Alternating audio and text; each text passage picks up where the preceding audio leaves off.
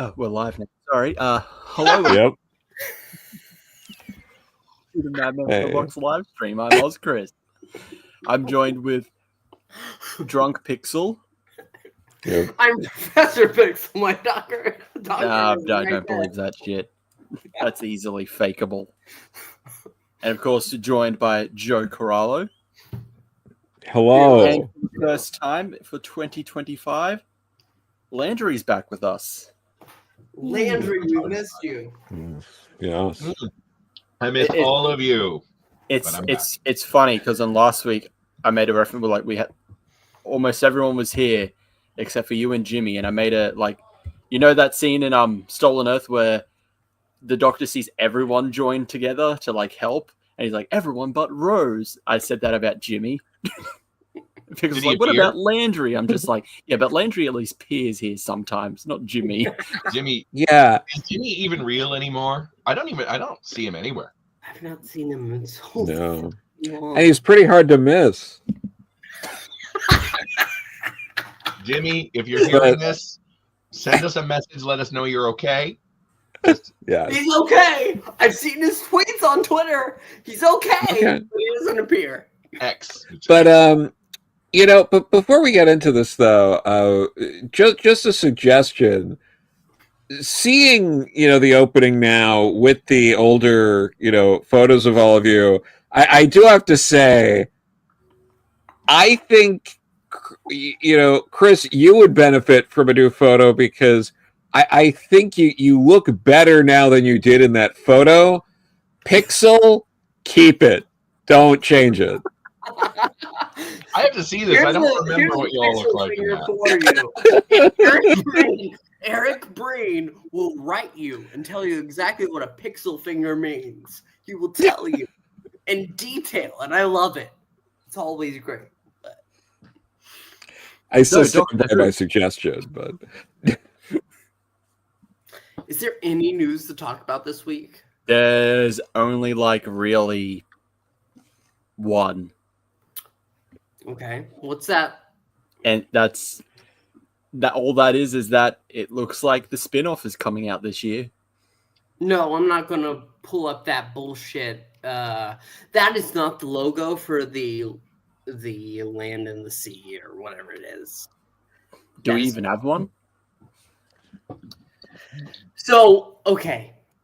There is an image going around that's going ahead and displaying that maybe the war between the land and the sea has logo shared on Disney Plus, and that is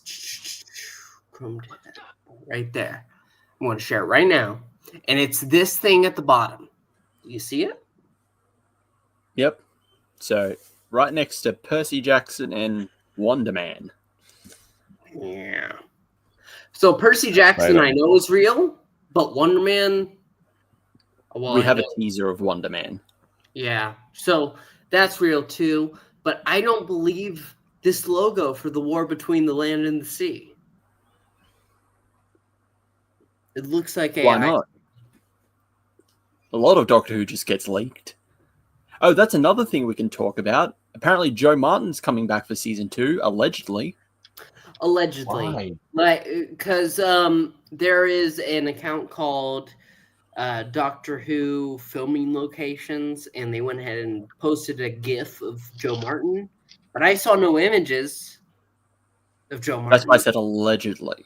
It's alleged that she might be back for season 2. I don't know why though. To make me unhappy. I mean, didn't question my choices in life. Didn't the Shulka Doctor already do that for you? What's that? The Shulka Doctor, didn't he already do that for you? I don't think I've seen the Shulka Doctor. In Rogue, one of the episodes you liked. Oh, it's a Richard E. Grant Doctor. Yeah. He's all right. He's okay. That's funny. Wait, okay, real quick. Just Yeah. give me visual representation. Thumbs up or thumbs down. What you all thought of the Christmas special? On the count of 3. 1, 2, 3. Mine's a in between. Okay, Yours to was thumb down, Landry. I want to hear your opinion right If now. it was just him with the woman in the flat, I loved all of that. But what's her name from Downton Abbey, and even better from Derry Girls? She was brilliant in Derry Girls. Her character arc was very dull for me. I didn't care. I love the idea of the hotel. The guy who helps him, who gets killed early on but comes back, that was brilliant. But just in general, the character I'm supposed to care the most about was the most boring of all the new characters. Yep, agree. And I liked all these other characters. They gave me this great subplot of the doctor living a year in a flat that was way more interesting than anything else they had. Before we go further, I have an unboxing to do. This is a free CD audiobook, randomly selected, and I haven't opened this yet. Nice. So, ooh, let's see.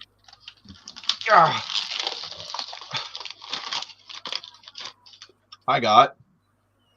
You're seeing it before I am. What did I get? What did you get?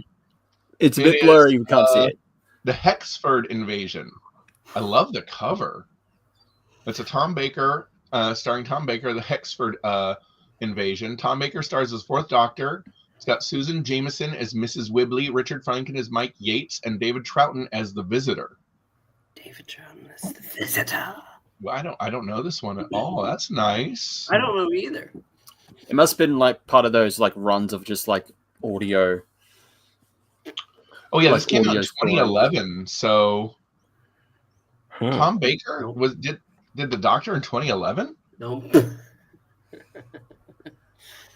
Sorry. That My can't be right. co-host on another channel has gone ahead and set up a bunch of different options, so it's hard to tell which is. This must be incorrect that year. This is something else. Anyway, I got this. I win. And the rest of it is this magazine, which I thought of you, Chris, with this one. That it is the free. It's the audiobook. Is that what this is? Or is it just all books? The complete guide. Oh no, this struck me as something you would enjoy. You seem more versed in this kind of lore than I am, but I'm keeping it. Probably, yeah. I don't know, maybe I'll send it. Let's see. Hexford Invasion. Yeah, it did come out in 2011. With Tom Baker, really? That's surprising. Yeah. It's a 5-story audio drama. So the one that you got is the 4th story. Okay. Serpent Crest. part of the Serpent Crest. Yeah, 5 stories written by Paul Mars. Yep, 2011, and then a whole box set was released the year later. Well, my new graphic novel was released yesterday, finally, and I owe you a copy of that. I've been waiting to send stuff down since, it's so expensive. I was gonna send it down in one package. So I don't know. You might get a couple surprises here. Oh hell yeah! Let's go. Finally, some good Doctor Who news. That's not Doctor Who. But no, yeah, it's again Doctor Who, very light on the news as usual. Of course, it was. Speaking, we're going to be talking about at least the 4th Doctor's first story. It was Tom Baker's birthday earlier in the week. 91 years old. Wow. Again, I saw the name trending. I was worried. Yeah. Because that's what always happens. We did get a recent picture of him, and so it's good to see that he's still alive and well. But it's been so long. I'm not counting the War Doctor and some of the smaller doctors or people who've played William Hartnell again or all that. But it has been so long since we lost an iconic doctor. John Pertwee died decades ago. I know. Tom Baker's gonna go ahead and wreck many people. We have a lot of elderly doctors coming in at this point, is the thing. Yeah. So I'd say, what's his name? Retired. The 7th Doctor. He's retired from shows and stuff. Is that right? I mean, he hasn't retired from Big Finish officially. No, I think from public. No, which he said like I'm not retiring. What the hell are you talking about? Yeah, so Sylvester McCoy had for the longest time for a while for the final tour where he went to Australia and Chris got to see him. Yeah, but he's not retired from acting. He still. It also wasn't his final tour. He's just like, oh, they just said that to make it sound more extravagant to get all the numbers. Well, I think now it's probably going to be the now I'm just only going to do the select handful of shows I actually feel like doing. I'm not going to do the rounds and all of that. Yeah. So it looks like no one's coming to Brisbane. No one, even not Doctor Who related, they never come here. Yeah. But no, other than that, there's really no other news. Jimmy sent us a thread about why Mrs. Flood could be the Rani, and all I could think of is, yeah, Russell would be that lazy to do a kind of reveal like that again after Sutek. Ugh. I hope it's not. I know we joke about it, but I hope it's not. Something else, please. Please, something else. It was going to have to be the Rani eventually. We haven't even gotten Susan yet. And admittedly, yeah, it had to be the Rani eventually. So it's about time. Yeah. No, please, no. Doesn't ever have to be the Rani, in all honesty. But yeah. But yeah, no, other than that, news has been scarce. I mean, we have Doctor Who coming out this year, but news is still scarce. So. Which we don't know when. It's still. We have Landry's dream project which is Project Crinoid that's coming out soon. But, yes. But other than that, nothing. I'm hearing inklings of Doctor Who could be in April, maybe. Did you even buy the latest new Monsters Classic Doctors release? Nope. Do I need to pay you to buy it? Because I'm very interested. You can get it yourself. How? It's called a Big Finish account and a credit card.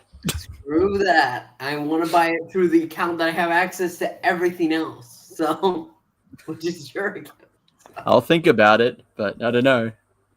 Yeah, because when I want to listen to a story, I want one where those monks from the 12th Doctor era are the main villains. I love listening to them. I really am, because 12th Doctor, Second Doctor. I'm interested in Michael Troughton. Anything he does that I will be interested. Anything Second Doctor, I am interested in, even if it's the stupid monks. The monks of banality.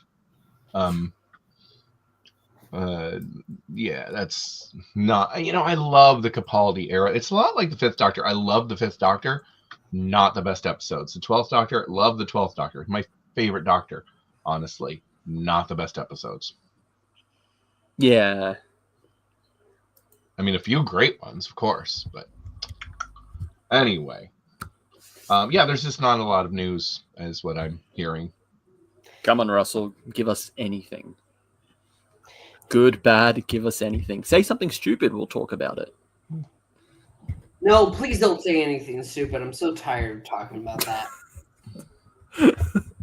Okay, so let's get into our main topic. So we decided we're going to pit 2 classic Who episodes against each other. The theme being debut. The debut post-regeneration of episode for a incumbent Doctor. So we have for the 3rd Doctor, Spearhead from Space, and for the 4th Doctor, Robot. Nice little tie-in to Tom Baker's birthday. It was purely coincidental. But yes, Spearhead from Space versus Robot. Now, of course, we have to decide which one we think is the better of the two. Starting off with Landry. Your thoughts. Which one do you think does it better? Spearhead. Easy peasy. Spearhead? Easy. I mean, okay. Spearhead has a lot going for it. One, it's the first color episode, and there was something going on with the filming at the time where they couldn't use their normal studios, and so it's all shot on film, at least the first serial of it. Maybe not the later ones, I don't remember. And because of that, it looks beautiful. The Doctor's slow awakening and reveal to the Brigadier was fantastic. Everything I thought the transition to Pertwee was just phenomenal. And I'm not gonna lie, I found the regeneration. This is the first time we see in Robots. The first time with the regeneration, we see the regeneration is played for just the goofiest kind of laughs. He comes out as a Viking. Like we'd only seen 2 regenerations before that, and they were both trauma. This one's like, it's just comical. Yeah. The robot design, I love. There's a lot I enjoy about it, but it's very much a holdover from the Pertwee era. It could have been a Pertwee script of, here's the unit with its guns against the big menace and the Doctor. Other than Harry, I believe that's his first episode, right? Is Robot? Yeah. I love Harry. Harry's great. Sarah Jane's always good, and a much better companion than what's her name was in the beginning of Pertwee's era. Liz. But it was really Pertwee and the Brigadier instantly had chemistry on screen together. Pertwee's runaway through the hospital, gathering his uniform, his outfit, the car, all of that. It's a precursor of what's to come with Doctor Who, which Robot really is just that. We've seen so much of it by that point. But at least with Spearhead, it's the genesis of this new direction of Doctor Who rather than the death rattle of it. Yep. And I guess last thing I would say is Spearhead is an original take on Doctor Who. Robot is just rehashed Pertwee. Joe, what is your opinion? Yeah, I mean, I pretty much agree. Definitely Spearhead for me. It had so much going for it. It felt different. It did not feel at all like a Troughton story, like the black and white era at all, while still feeling very Doctor Who. Created one of the single most iconic moments from the classic era is the scene where the Autons activate and break through the windows and are shooting people on the streets, and absolutely iconic. Villains that have made multiple reappearances. There's a reason why they were the villains in Rose and all of that. Regardless of thoughts on future appearances of the Autons, they had a large impact. They expanded the IP.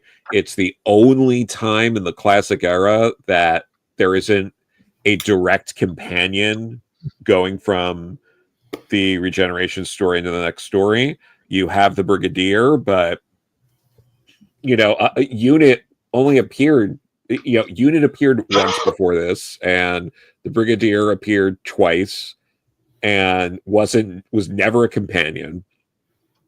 That was sort of the glue that held us together, which is kind of crazy that they ended up doing that. And some of the other things with Robot feels tired. Robot feels like Unit is like, this better be the last fucking time I have to show up. Brigadier desperately needed a fucking haircut. It was like, you're just watching this like, holy shit, your hair is so long. And which was wild to me, and sort of, again, with the while I think the robot design's interesting, it's not it's not nearly as memorable as the Autons. Like it just there's no real comparison to it. Yeah, it's also great that in the original version of it, they had a Fleetwood Mac song. That was cool.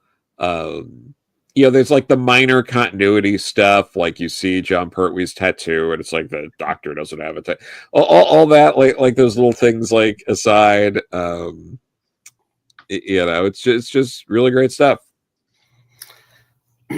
I sadly have to go ahead and echo the rest of the comments. Spearhead from Space is absolutely the best story between the two of these. Robot is so tired. I've never liked Robot. I get it. I like Tom Baker. I do, but in the story, when you get to that point, here we go again, is what Brigadier says, and yeah, he's exactly right. Here we go again. It's sad. It's sad how tired it is, and that's why in the next story they go ahead and leave it because they're just done at that point. I wish I could say more for Robot. I guess the voice acting for the robot itself is fun, but the design is good. The design is fun too. Yeah. But it's not enough to go ahead and make up for the fact that Spearhead from Space is a fan-frickin-tastic story. It's so great. From the fact that you're introducing a new Doctor and it feels like a new era, and the Autons themselves. It's two great factors that beat Robot right out of the water. So, yeah. Okay. For me... Now, I have gone on record saying that I think Spearhead from Space is overrated. I think it's a fine story. It's not the best story ever. But when it comes to this, it is clearly better than Robot. Yes. Because, of course, as much as I think that Spearhead from Space is an okay story, there's no denying that it is iconic. And it brings so much new stuff to Doctor Who. Obviously, first episode to be in color. It sets up the whole exile arc and UNIT now being like a mainstay for that era. The Autons, that they're iconic in this episode, their debut. I don't think it ever quite, except for maybe parts of Terror of the Autons, their next appearance. You never get anything almost as close. Like Rose tries to, and I think it still does it well in there, but it's never on that level as when they first appeared in Spearhead from Space. While with Robot, I feel like, it's a weak story. I think the highlight of it is obviously Tom Baker as the Fourth Doctor, and I think it kind of really does nail well what you can expect from his Doctor. Like how he's going to act, how he's going to approach everything, personality-wise. That's what it does well. Other than that, it's an incredibly weak story. Yeah, iconic design from the Robot, but Spearhead from Space clears it from a long, long mile ahead.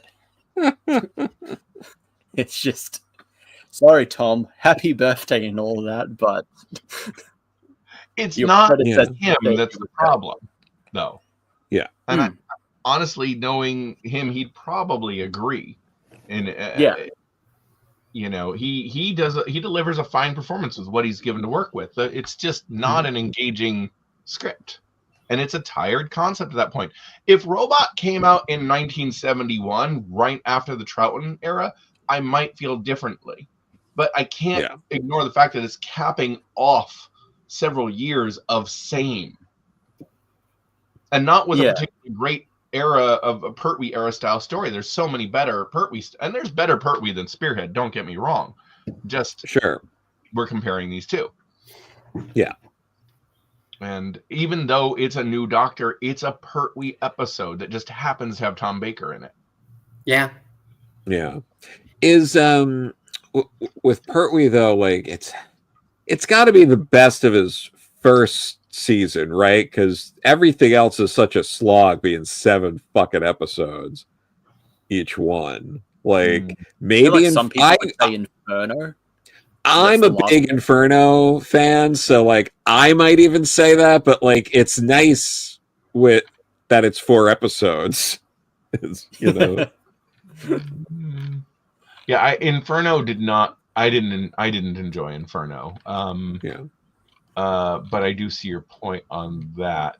I'm looking. Hey, at least Robot really was don't only 4 remember episodes. Ambassador. So when I first watched classic Doctor Who, I've said this story many times. I went ahead through the Twitch stream that went ahead and did pretty much all of them, the Dalek episodes, and then I did the Dalek episodes too. But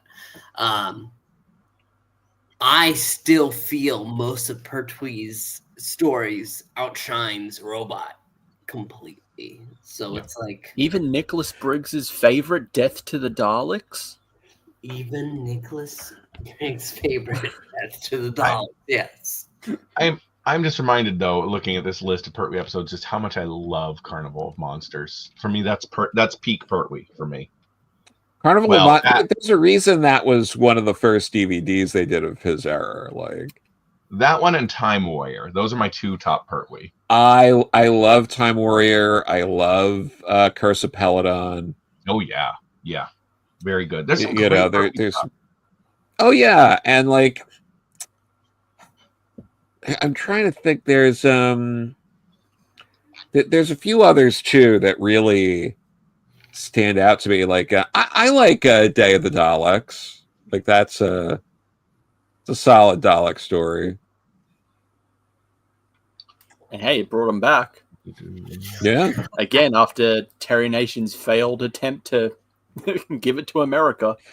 Yeah, and the 3 Doctors. That's fun. It's 3 not Doctors. The best, but it's nice seeing our first glimpse of the John Pertwee, Patrick Troughton like fake feud thing they had going on. Like, do love that. I love that. I love the. It's such a stupid line, but I do love when John Pertwee does the whole bit where he's like, it's see Joe, it says no admittance, and that whole bit with the door that's just like transported there. I will say, in Robot, I find it funny that there is a sign that just says positively no admittance. It's just like, oh no, you can't. I'm very positive that you will not come in here. You cannot come in here. Yeah.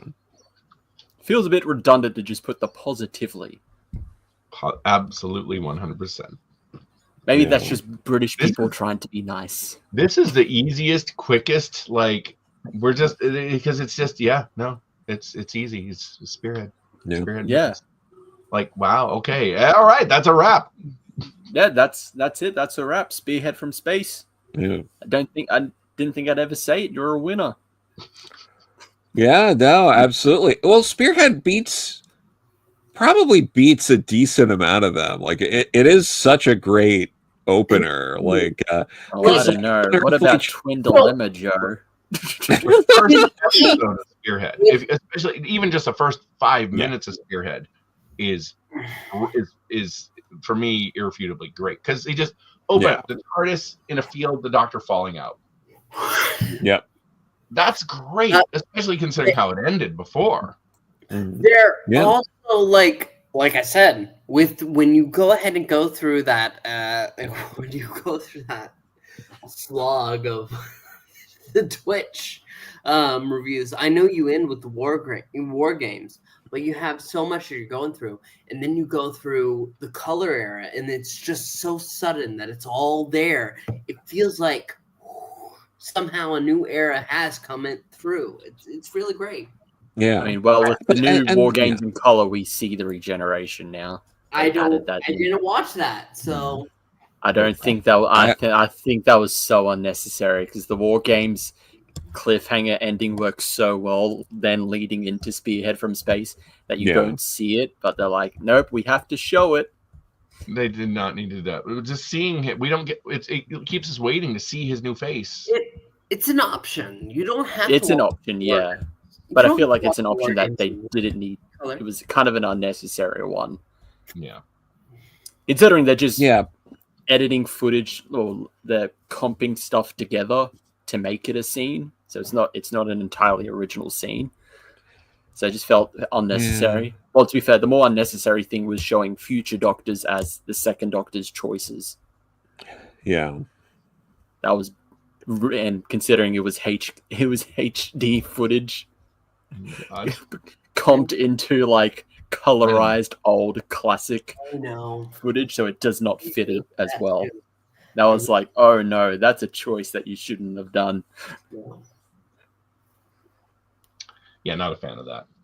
The transition between, I will say, I really have a fondness for the black and white era, in part because they lost so much of their Right. budget to the cost of doing color, that their special effects, if you look from the Troughton era, actually take a drop in the Pertwee era, because they didn't get an increase in budget of consequence, and so much of what they did get all went to color. Color was so expensive for them, so it was the show actually takes a step down in a lot of ways at this point, in terms of production. Yeah. But I mean, I love the first part of Unearthly Child. I think is fucking incredible, and then After that, it gets really boring. But yeah, and I love Power of the Daleks. I think that's just a great Patrick Troughton story. It's a great Dalek story. I think it's really I really like that one. I will say, adding on to the whole like their budget went down for special effects, it always reminds me of like Terror of the Autons. We see the first ever person like affected by the tissue compression eliminator, and it is just the person green screened in or blue screened in to the little container. Then after that, it's just a doll. And there is the bit that's very like Ed Wood at the end, where Pertwee's like having the tentacles choke him while doing like a very comedy, like eyes bugging out bit. Yeah.